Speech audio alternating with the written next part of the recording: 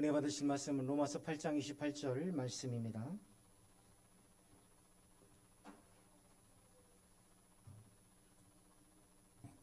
로마서 8장 28절.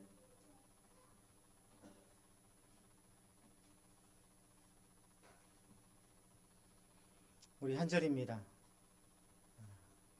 다 같이 큰 소리로 함께 봉독하겠습니다. 시작. 우리가 알거니와 하나님을 사랑하는 자 곧 그 뜻대로 부르심을 입은 자들에게는 모든 것이 합력하여 선을 이루느니라. 아멘. 자, 우리 앞뒤 사람에게 인사합니다. 나의 기쁨이요 멸류가 아닌 당신을 사랑하고 축복합니다.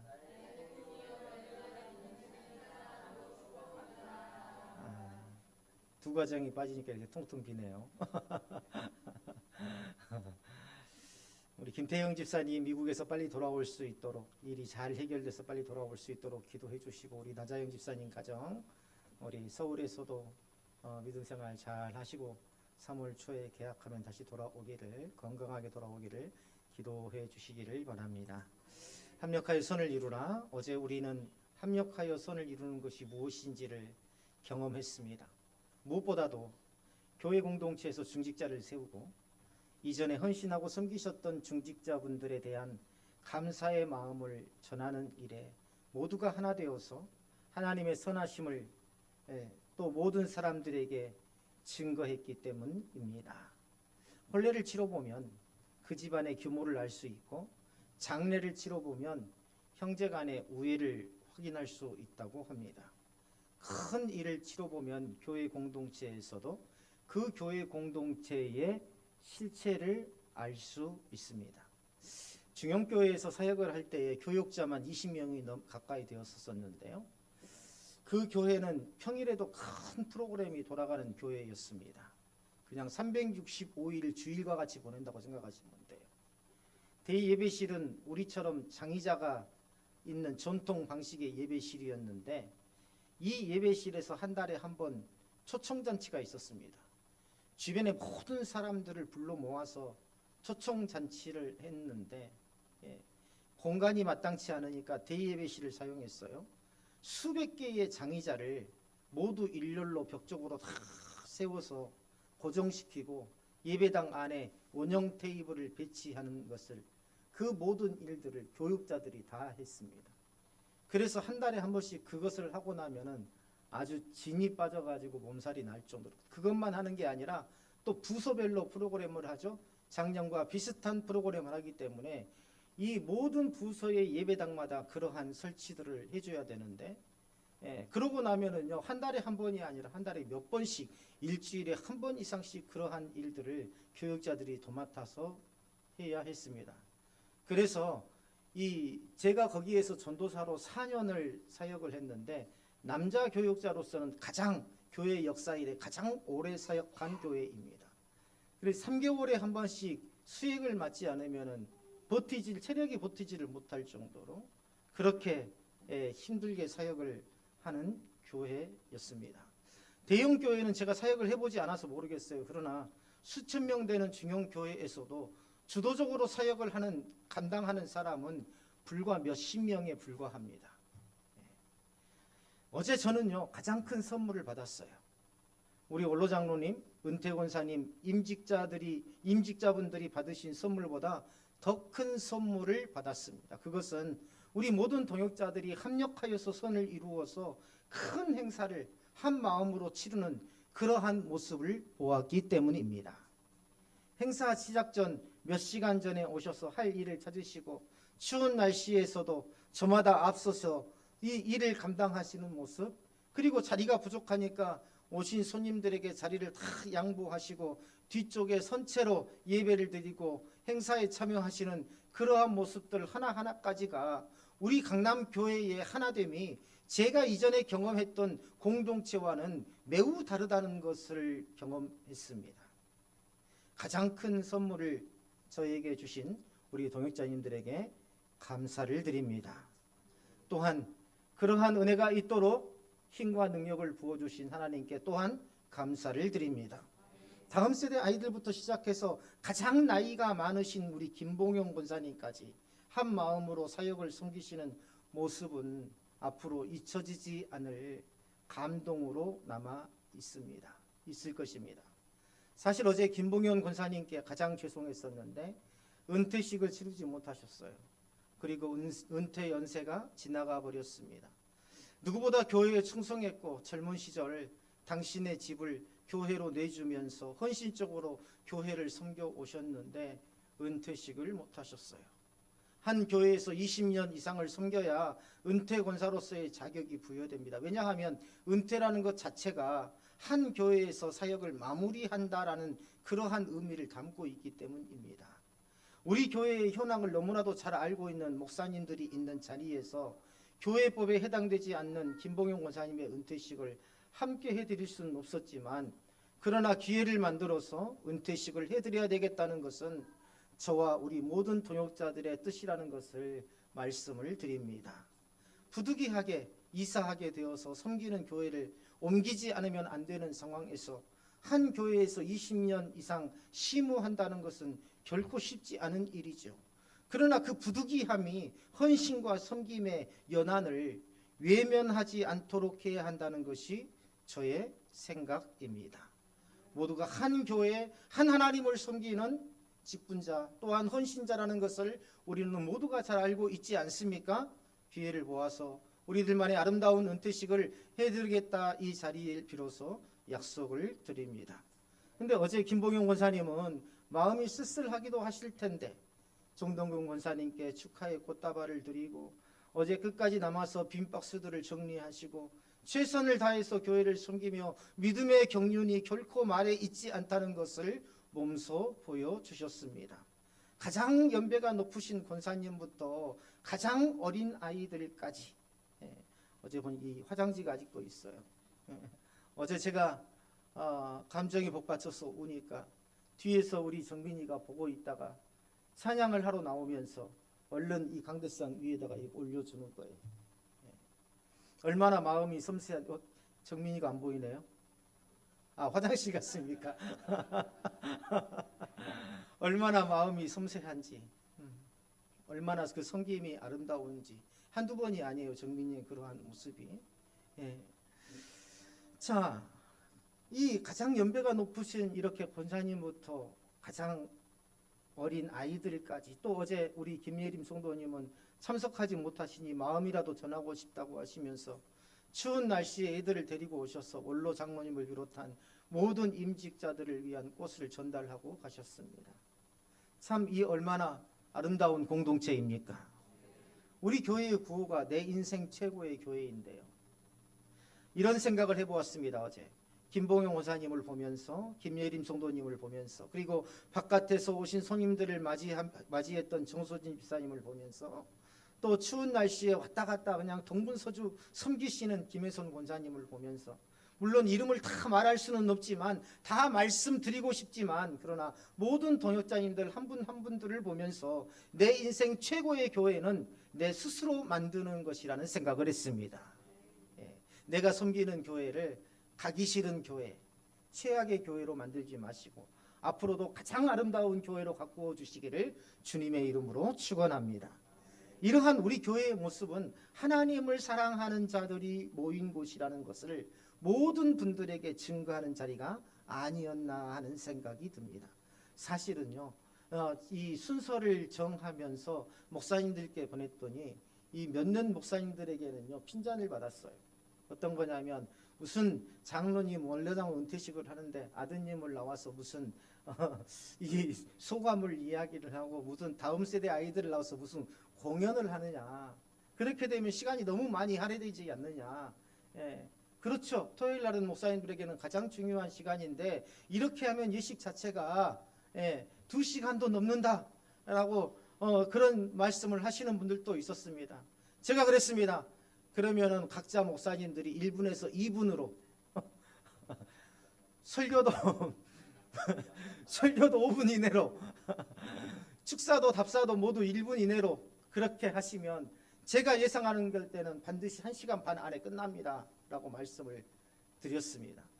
왜냐하면 다른 교회에서는 이러한 것들이 이루어지지 않기 때문이죠. 대부분 원로장로 추대식 하면 그냥 목사님들만 나와서 원로장로로 추대하고 이 임직식도 마찬가지입니다.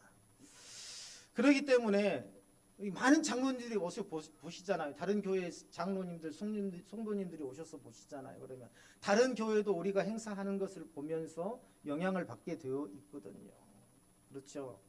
그래서 자꾸 이 순서에 대해서 이의를 제기하시는 분이 있었었는데 그냥 그대로 강행을 했습니다.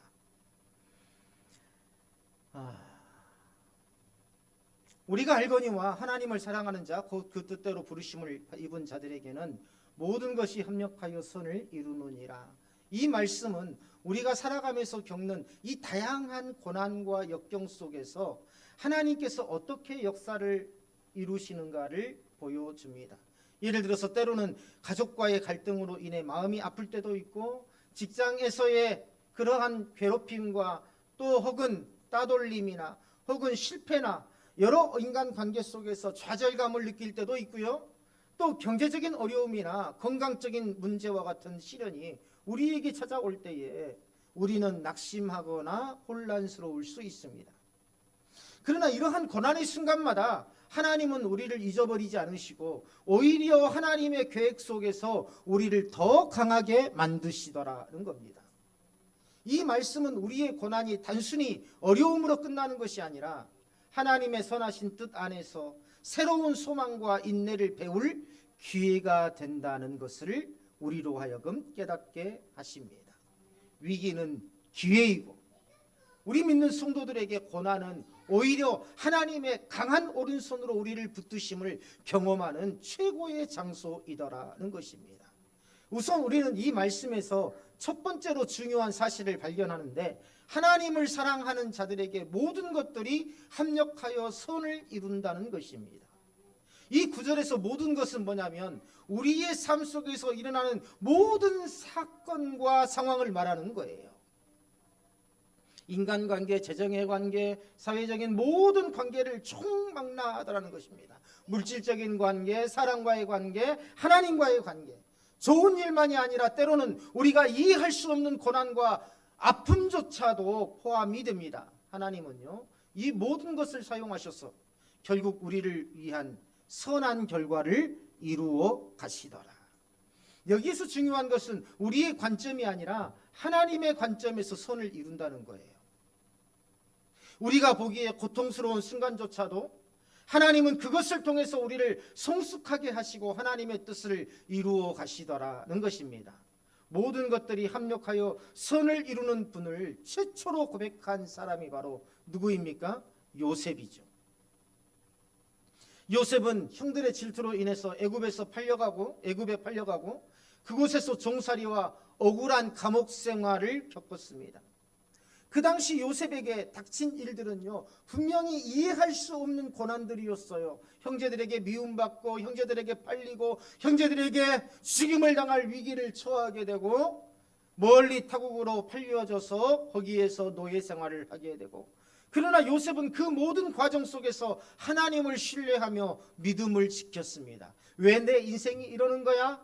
낙심하거나 원망하거나 그렇게 하지 않고 그 가운데에서 하나님을 신뢰하며 믿음을 지켰더라.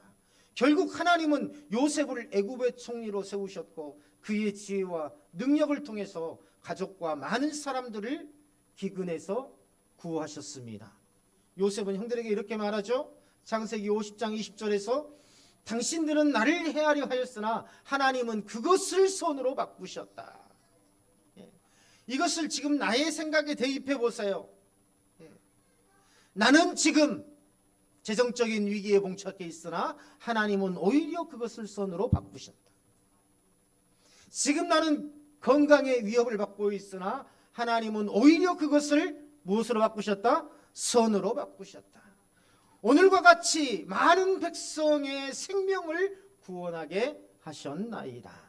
요셉의 고백 아닙니까? 이처럼 우리의 삶에 닥친 고난과 아픔도 하나님께서는 놀라운 방법으로 사용하셔서 선을 이루시더라. 우리의 시야로는요, 이해할 수 없는 상황 속에서도 하나님은 요셉의 삶에서 그랬던 것처럼 우리의 삶에도 선한 목적을 이루시는 분이심을 우리는 신뢰해야 합니다. 아마 닉 부이치치를 잘 아실 겁니다. 태어날 때부터 팔다리가 없는 이 장애로 태어난 닉 부이치치는요, 이 하나님께서는 우리가 약할 때에 오히려 강함을 나타내신다. 나의 약함은 하나님의 선하심을 드러내는 도구다라고 고백했습니다. 그는요, 자신의 삶이 오히려 하나님의 은혜 안에서 건강한 사람들보다 더욱더 풍성하다고 자부했습니다. 닉 부이치치는요, 또 내가 태어난 날부터 지금까지 단 한순간도 하나님의 은혜가 아닌 적이 없었다라고 고백했어요. 우리 아마 닉 부이치치 영상을 보신 분들 많을 겁니다. 양쪽 팔다리가 없고 양쪽 다리도 없는 그러한 기형의 상태로 태어나고 살아왔지 않습니까? 그런데 오히려 내가 부족함 속에서 하나님께서 나에게 더 많은 은혜를 주셔서 이 세상에서 가장 하나님의 큰 은혜를 많이 받은 사람이 바로 나 자신이다라고 그런 하나님과 모든 사람들 앞에 고백했었습니다. 많은 것을 누리고 살다 보면 많이 누리고 산다는 것을 잊어버립니다. 항상 행복하다는 것을 잊어버립니다. 왜요? 항상 행복하게 살다 보면 행복이 뭐가 돼요? 일상이 되는 거죠. 더 큰 행복을 원하는 거예요.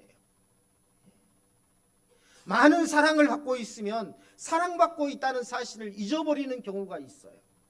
그러나 오늘 우리는 기억했으면 좋겠습니다. 모든 것들이 합력하여 선을 이루시는 하나님의 은혜가 우리 가운데에 늘 충만하다는 사실을 말입니다. 이 말씀에서 주목해야 될 것은 뭐냐면 하나님을 사랑하는 자라는 표현이에요. 특이한 것은 이 구절에서 분명하게 말씀하고 있는 게 단순히 모든 사람들에게 적용되는 약속이 아니라는 사실입니다. 그러면 누구에게 해당되는 약속일까요? 하나님을 사랑하며 그분의 뜻에 순종하려는 자들에게 주어진 약속이라는 거예요. 다시 말하면 하나님의 백성에게만 주어지는 약속이더라. 하나님의 사랑은 진실합니다. 자신이 어떤 사람은 모든 사람들을 향해 있지 않고 하나님의 백성에게만 향해 있는 하나님의 사랑을 편향적으로 볼 수 있어요. 이게 장로교의 신학입니다. 하나님의 은혜와 구원은 오직 자기 백성을 향해 있다.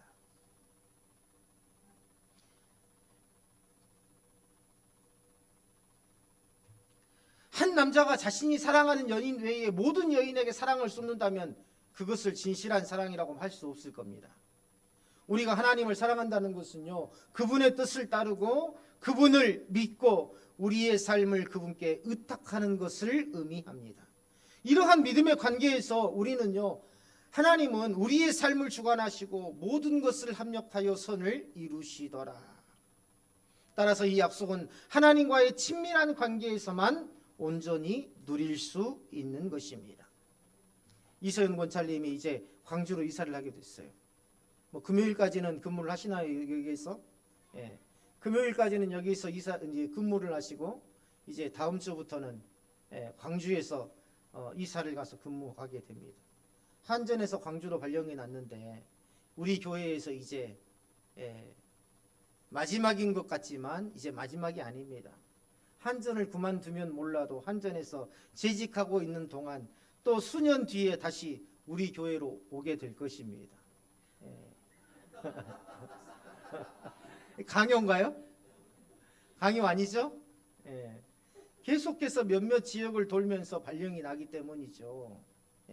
그때는 가정을 이루어서 단체로 올지 모릅니다. 우리가 준비를 해놔야 돼요. 하나님은요 항상 선하십니다. 우리의 생각은 단편적이에요. 숫자가 적은 교회에서 한 명이 빠져나가는 것이 크게 보일 수 있습니다. 그렇죠? 오늘 또 가정이 또 김태형 집사님이 안 계시, 한 가정이 없고 김태형 집사님 안 보이니까는 교회가 텅 빈 것 같잖아요. 그렇죠? 항상 성실하게 사역을 감당하던 이서영 목사님이 다음 주부터 없다고 생각하니까 왠지 교회가 텅 빌 것 같은 그런 생각. 그러나 그것은 우리의 단편적인 생각이더라. 하나님은 선하시다는 사실을 믿어 의심치 마시길 바랍니다. 우리 교회 공동체뿐만 아니라 이서영 권찰님 개인에게도 선하신 하나님의 뜻, 하나님이시라는 의미입니다. 그동안요 우리 교회 공동체에서 보여준 섬김의 모습과 성실한 사역의 모습은 우리에게 준 가장 큰 선물이었습니다.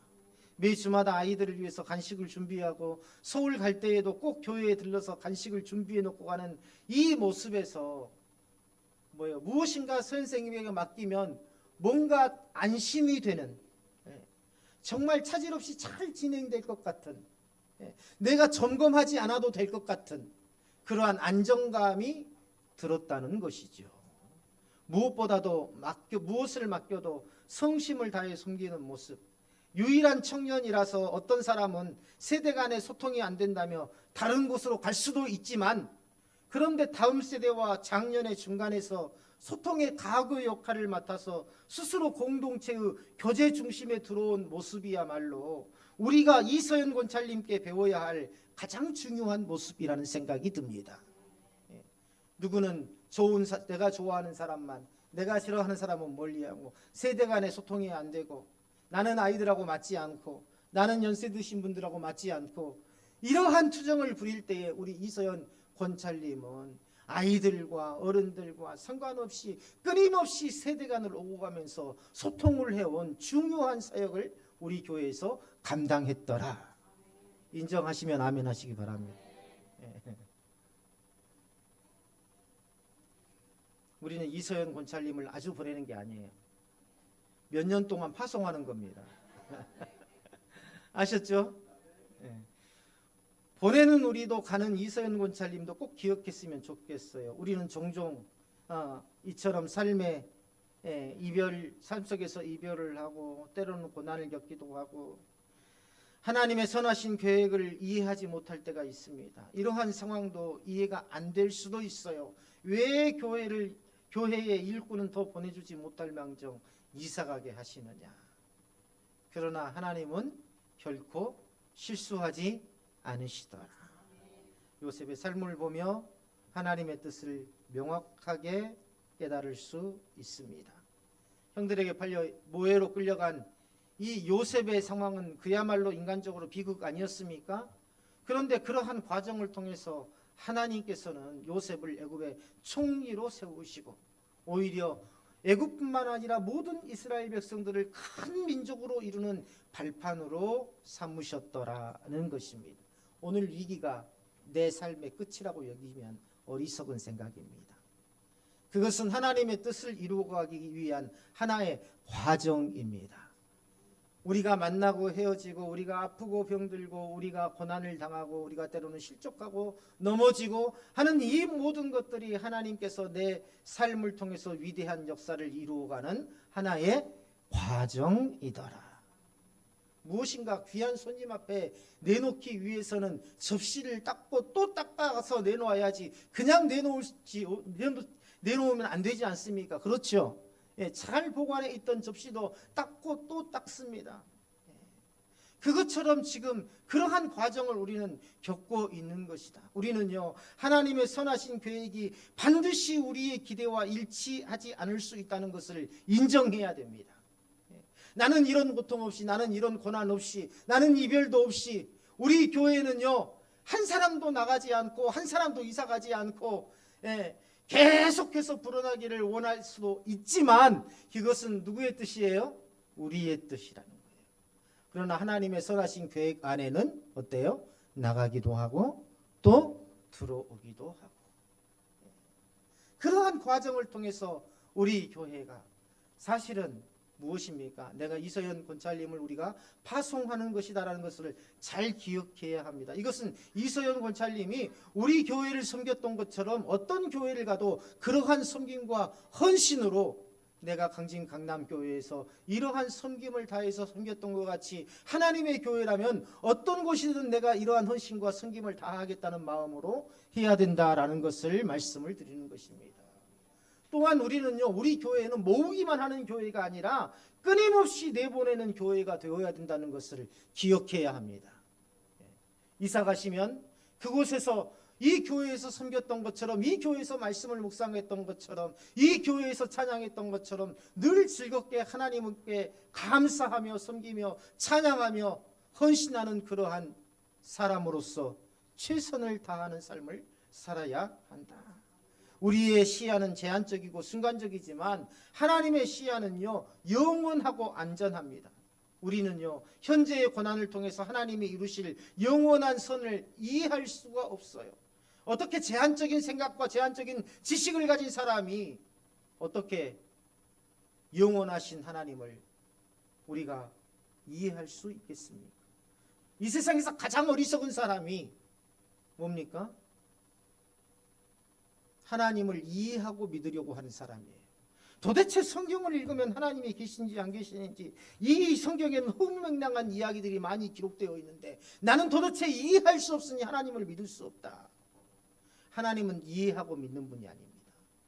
이 성경의 말씀을 믿음으로 수납하면 하나님께서 이해하게 하십니다. 누구를요? 하나님의 행하심을, 영원 자존하신 그 하나님을 이해하도록 하나님께서 경험시켜 주시더라.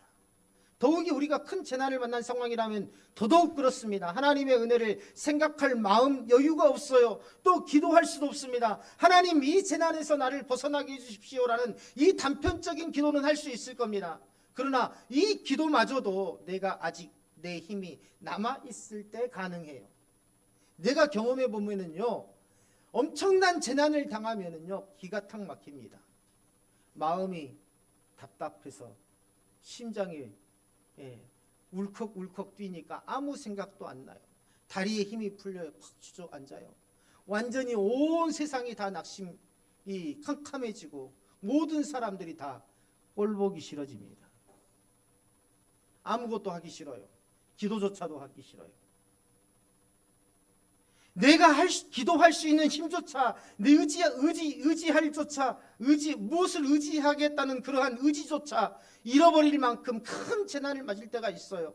그래서 그저 그 재난 속에서 내 자신을 던져 넣은 채 시간만 보내고 있을 수밖에 없습니다. 어쩌면 우리가 그런 사람들을 보면은요 기도해 줘야 돼요.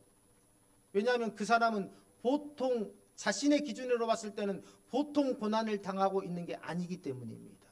아무것도 할 수 없는 상황, 사람도 만나기도 싫고 모든 것들을 할 수 없는 완전 낙심의 상태. 사람이요 죽을 위기의 상황에 처하면 살려고 아우성을 친다고 하죠. 그런데 죽음을 직감하면은요 덤덤해진다고 합니다. 이것을 심리학에서는 터미널 평온이라고 하더라고요. 터미널 평온.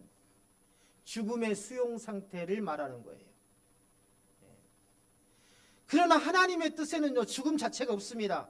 영원한 생명만 있을 뿐이죠. 우리가 생각하는 육체의 죽음이 하나님 입장에서는 전혀 죽음이 아닌 것입니다. 또 성경에서는요 하나님께서는 구원의 하나님이시라고 말씀하고 있어요. 우리가 곤충을 잘 아실 겁니다. 애벌레에서 뭘로 부화되죠? 나비로 부화되지 않습니까?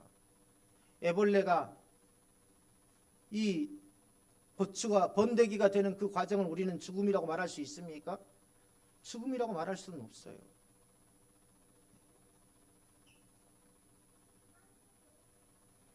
환난에서 건지시고 죽음에서 건지시고 비록 그가 낙심하여서 터미널 평원에 있는 상태라도 할지라도 하나님께서는 이 땅 위에서 이루어야 할 일이 남아있는 자들을 반드시 구원하셔서 그 크신 역사를 감당하게 하시더라는 것입니다. 그러므로 우리는 믿음으로 하나님의 선하심을 신뢰하며 나아가야 합니다. 고린도후서 4장 17절은 우리가 잠시 받는 환난에 경한 것이 지극히 크고 영원한 영광에 중한 것을 우리에게 이루려 함이니. 우리의 고난은 영원한 영광을 이루기 위한 하나님의 도구라는 것을 믿으시기를 바랍니다. 또한 우리가 기억해야 될 것은 하나님의 선하신 계획은 공동체를 통해서 이루어지더라. 로마서 8장 28절에서 말하는 합력하여 선을 이룬다는 것은 뭡니까? 결국은 동역을 말하는 겁니다. 목사 혼자서 하나님의 선하신 뜻을 이루어가는 것이 아니라 어제와 같이 어제요.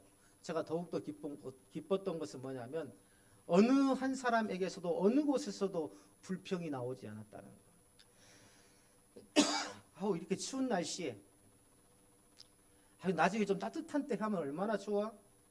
이런 말이 나왔을 법도 한데 단 한 분에게도 그런 말이 나오지 않았다. 모두가 기쁨으로 그 사역을 감당해 주었다는 것. 어제 이것 하십시오, 저것 하십시오 말하지 않아도 각자 와가지고 무엇을 해야 되는지 묻고 다 알아서 사역을 감당해 주었다는 것. 이게 바로 동역이죠.